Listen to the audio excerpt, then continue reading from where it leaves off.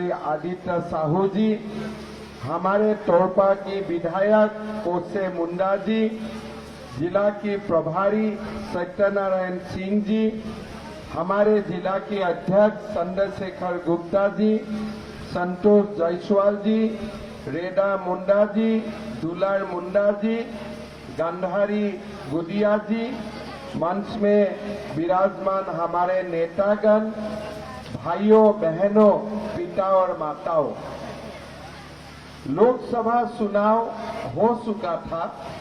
मोदी जी ने प्रधानमंत्री का शपथ लिया। फिर एक दिन मेरा पास निर्देश आया कि झारखंड चुनाव के लिए झारखंड पार्टी को मदद करने के लिए शिवराज चौहान जी और मुझको झारखंड जाना चाहिए। पार्टी का निर्देश हुआ, हम लोग झारखंड में आए। पार्टी के स्टेट ऑफिस में हम लोगों ने मीटिंग किया। फिर हमारे जो जर्नलिस्ट होता है, जो लोग बाकी लोग होते हैं, सबसे संवाद हुआ, सबसे बातचीत हुआ। और बातचीत में सब लोग मुझको पूछते रहे कि लोकसभा में झारखंड में आप लोगों का चुनाव नतीजा क्यों खराब हुआ। तो मेरा तो दिमाग थोड़ा सा गड़बड़ी हो गया। मैं बोला, मैं तो अखबार में पढ़ के आया हूं, 9 सीट बीजेपी को मिला है, 5 सीट कांग्रेस को मिला है। फिर भी यहां आके बोल रहा है कि आपका चुनाव परिणाम खराब हुआ है। तो मेरा मन में डाउट हुआ कि मैं जो बचपन में जो स्कूल में मैथमेटिक्स पढ़ा था, क्या वो गलत है कि 9 बड़ा है कि 5 बड़ा है, 9 बड़ा है कि 5 बड़ा है। तो लोगों को मैंने समझाने के लिए कोशिश किया कि भैया 9 बड़ा होता है, 9 बड़ा होते हैं, 5 छोटा होते हैं। लोग बोलते हैं नहीं, झारखंड में 5 बड़ा होते हैं, 9 छोटा होते हैं। हम बोला, भैया ऐसा नहीं होता है। हमारा कार्यकर्ता ने झारखंड में लोकसभा चुनाव में चमत्कार करके दिखाया है। हमें 9 सीट में विजयी बना के मोदी जी को प्रधानमंत्री बनाया। इसके लिए झारखंड का कार्यकर्ता को हमें नमन करना चाहिए, हमें अभिनंदन करना चाहिए। इसी का रूपरेखा तैयार हुआ। शिवराज जी और मैंने, हमारा पार्टी का अध्यक्ष जी बाबूलाल मरांडी जी को हमने रिक्वेस्ट किया कि पूरा झारखंड में हमारा कार्यकर्ता का एक अभिनंदन समारोह होना चाहिए। हमारा कार्यकर्ता को एक मन में कॉन्फिडेंस होना चाहिए कि आपने लोकसभा चुनाव में बहुत बड़ा नतीजा दिया है और उसी का कारण मोदी जी को तीसरे बार प्रधानमंत्री बनने का रास्ता भी साफ हो चुका है। देश का माहौल ऐसा है, बीजेपी को 240 सीट मिला, कांग्रेस को 99 सीट मिला। लेकिन कांग्रेस ऐसा कर रहा है कि 542 का अंदर में उसको 99 नहीं मिला है। वो ऐसा पूरा देश भर इतना वो लोग जश्न मना रहा है जैसे 100 सीट का अंदर उनको 99 सीट मिला हुआ है। लेकिन उनको ये पता नहीं है कि बेटा तुम लोग 99 सीट मिला है, लेकिन वो 99 100 में 99 नहीं है, 542 में वो 99 है, वो 100 सीट में 99 नहीं है। आज पूरा देश भर में लोग बोलते हैं नहीं 240 छोटे हैं, 99 बड़ा है। और ये कौन बोल रहा है? हमारे राहुल बाबा बोल रहे हैं कि इसलिए उनका ज्ञान शुरुआत से कम था, आज भी कम है और हमेशा उनका ज्ञान कम ही रहेगा। उनका ज्ञान कभी आगे जाने का कोई उम्मीद नहीं है। और मोदी जी को पूछते हैं, भाई अब चुनाव हार चुका है, तो भाई 240 सीट मिलके मैं चुनाव हार गया और आप 99 सीट मिलके आपने चुनाव जीत किया है। भाई ये कौन सा मैथमेटिक्स है? हो सकता है यह मैथमेटिक्स पाकिस्तान और बांग्लादेश में सिखाए जाते हैं, लेकिन ये मैथमेटिक्स भारत में सिखाया नहीं जाते। भाई और बहनों, हमारे देश में पंडित जवाहरलाल नेहरू देश में तीसरा बार प्रधानमंत्री बना था, यह सत्य है। लेकिन नेहरू जी का बाद हमारा देश में लाल बहादुर शास्त्री प्रधानमंत्री बने, इंदिरा गांधी प्रधानमंत्री बने, राजीव गांधी प्रधानमंत्री बने, मनमोहन सिंह प्रधानमंत्री बने, बीच में देवेगौड़ा जी आई के गुजराल जी प्रधानमंत्री बने, अटल बिहारी वाजपेयी जी प्रधानमंत्री बने। ये पूरा तमाम जो दिग्गज है उनका अंडर में ही इंदिरा जी दूसरा बार प्रधानमंत्री बने, राजीव जी दूसरा बार प्रधानमंत्री बने, मनमोहन सिंह जी दूसरा बार प्रधानमंत्री बने, वाजपेयी जी भी, अगर हम 13 दिन का सरकार को माइनस करता हूं, 2 बार सरकार में प्रधानमंत्री बने, लेकिन पूरा 10 साल के लिए नहीं, कम आयु के लिए, कम टेन्योर के लिए वो देश का प्रधानमंत्री बने। लेकिन हमारे देश में 10 साल का टेन्योर खत्म करने के बाद तीसरा बार नेहरू जी का बाद अगर कोई प्रधानमंत्री बना है, वही व्यक्ति का नाम नरेंद्र मोदी है, और नरेंद्र मोदी जी ही ये रिकॉर्ड कायम करने के लिए वो आज रिकॉर्ड कायम करके दिखाया। आज मोदी जी का विजय में हम सब ने अवदान दिया, सब ने कंट्रीब्यूशन दिया।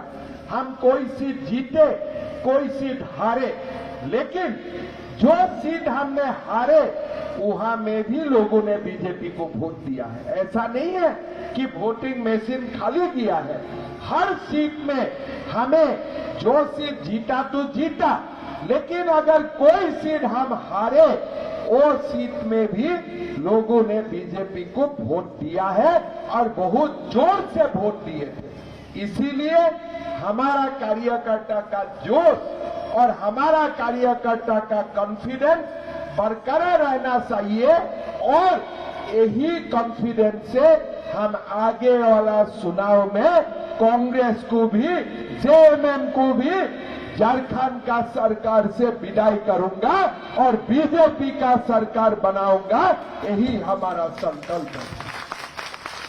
भाई और बहनों, आपने देखा होगा हेमंत सोरेन जी जेल में गया।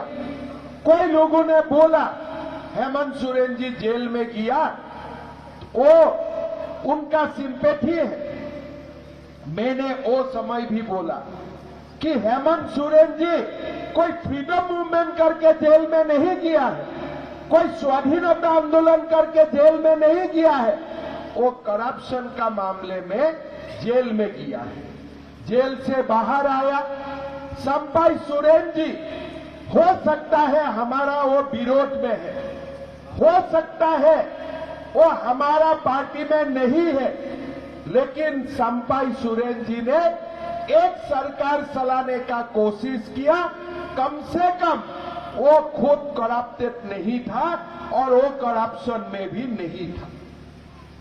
इससे क्या हुआ, जो हेमंत सोरेन जी का साथ में लालू जी, गुल्लू जी, पुल्लू जी वो घूमते रहता है, वो लोगों का दिमाग में आया कि संपाई जी मुख्यमंत्री बनेगा तो हमारा दलाली नहीं चल पाएगा, हमारा ट्रांसफर पोस्टिंग का बिजनेस नहीं चल पाएगा। तो इसीलिए हेमंत जी बाहर आके पहला क्या किया, संपाई जी को बोला कि आप कुर्सी खाली कीजिए, कुर्सी में मुझको ही बैठना है। मतलब क्या है, ये कोई आदिवासी का नेता नहीं है, कोई जनजाति का नेता नहीं है, कुर्सी का पीछे घूमने वाला ही वो नेता है, बाकी और कुछ भी नहीं है। ये संपाई जी को कुर्सी से हटा के उन्होंने प्रूफ कर दिया। भाई और बहनों, मैंने संपाई जी का ट्वीट पढ़ता था। कोई जगह में कोई लोगों का बीमार होते हैं और तुरंत ट्वीट कर देते थे कि डीसी महोदय उसका ट्रीटमेंट कीजिए। अगर कोई जगह में कोई लोग उनको एप्लीकेशन देते थे, वो तुरंत ट्वीट कर देते थे कि इसका आपत्ति को निष्पत्ति कीजिए, उनको स्कॉलरशिप दीजिए। अच्छा काम कर रहा था। लेकिन हेमंत जी का सरकार क्या करते हैं, जो भी लोगों को वादा किया, चुनाव का समय जो भी वादा किया, सब कुछ भूल गया। अभी चुनाव का समय हम लोग को क्या बोला था कि मेरा सरकार बनेगा तो मैं 5 लाख युवाओं को नौकरी देने का काम करूंगा। क्या 1 लाख युवाओं को नौकरी मिला है? 5 लाख छोड़ दीजिए, 1 लाख युवाओं को नौकरी मिला है क्या झारखंड में? आप लोग बोलिए, थोड़ा जोर से बोलिए, सच बोलिए, झूठ मत बोलिए। 1 लाख युवाओं को नौकरी मिला है क्या? झूठ बोल रहे हैं कि आप लोग सत्य बोल रहे हैं? सच बोलिए, झूठ मत बोलिए। 5 लाख छोड़ दीजिए, 1 लाख युवाओं को नौकरी मिला है क्या? थोड़ा जोर से बोलिए, रांची तक सुनाई देना पड़ेगा ना हेमंत जी को। 2 महीना अभी भी सरकार है, हो सका है तो दे दे, हमारा तो अच्छा लगेगा। क्या 1 लाख युवाओं को भी नौकरी दिया है उन्होंने? नहीं दिया है। तो मेरा चैलेंज है, आपने तो संपाई जी को गद्दी से हटा दिया है। हेमंत जी आप जेल से भी बाहर आ गया, काफी आपने संबर्धना भी लिया, अभिनंदन भी लिया।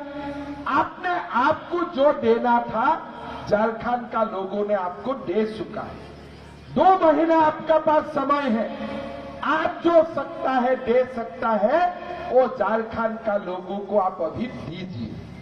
2 महीना ही समय है, 2 महीना का बाद तो जो लेना देना है वो तो आपका हाथ में नहीं रहेगा, आपका कुर्सी चला जाएगा। इसलिए आपने लोगों का साथ धोखा किया है। आपने क्या बोला था कि मैं नौकरी नहीं दूंगा, और जब तक नौकरी नहीं होगा तब तक मैं 5,000 रुपया 7,000 रुपया मैं लोगों को भत्ता दूंगा। किसी को भत्ता मिला है क्या? तोरपा में किसी को भत्ता मिला है क्या? तो आज ये सरकार क्या हुआ है, बालू का स्मगलिंग करने वाला एक सरकार बन के बैठा हुआ है और कुछ काम नहीं है। अगर 20 साल बाद हेमंत जी का पोता उनको पूछे कि दादाजी मैं सुना था आप झारखंड का मुख्यमंत्री हुआ करते थे, आप जब मुख्यमंत्री हुआ करते थे तब तो आप झारखंड के लिए क्या किया था? बोले बेटा मैं बहुत किया था। बोले बताइए दादाजी क्या किया था? बोले मैं पूरा बालू का स्मगलिंग खोल के आया था पूरा झारखंड में। आज आप लोग देखिए झारखंड में क्या हो रहा है। रांची में खुले शहरों में दिन दहाड़े लोगों को गोली मार के हत्या किया जाता। आज क्या होते हैं, हर दिन झारखंड में एक मां का बलात्कार होते हैं, एक बेटियों का बलात्कार होते हैं, कोई एक्शन नहीं होते हैं, कोई एक्शन नहीं लिया जाते हैं। हर दिन हमारा झारखंड में एक एक करके मुस्लिम घुसपैठी आते हैं। हर दिन डेमोग्राफी परिवर्तन हो रहा है। ये बिरसा मुंडा, भगवान बिरसा मुंडा का ये पवित्र धरती आज बांग्लादेश से लोग आके भरा पड़ा है। हमारा आदिवासी बेटियों को शादी करते हैं, लेकिन घर में भी उनका एक पत्नी हुआ करता था। ये जो बिरसा मुंडा जी का ये धरती है, ये धरती में जमाई तोला बनते हैं, उससे दुख का बात क्या हो सकता है। मैं तो हमेशा बोलता हूं कि हमारा झारखंड में ऐसा कानून बनना चाहिए कि हमारा झारखंड का आदिवासी बेटियों को घुसपैठी का साथ शादी नहीं हो सकता है, ऐसा कानून हमारा झारखंड में बनना चाहिए। हमारा आदिवासी लोगों का जो जमीन है, जल जमीन है, हर दिन ये घुसपैठियों डायरेक्टली नहीं ले सकता है, तो एक एक आदिवासी बेटियों को शादी करके अपना जमीन हड़पने का काम कर रहा है। हाई कोर्ट बोलता है हेमंत सोरेन जी को कि आधार मत दीजिए घुसपैठियों को, आप घुसपैठियों का खिलाफ व्यवस्था लीजिए, लेकिन आदिवासियों का बात बोलने वाला हेमंत सोरेन जी कुछ नहीं करते।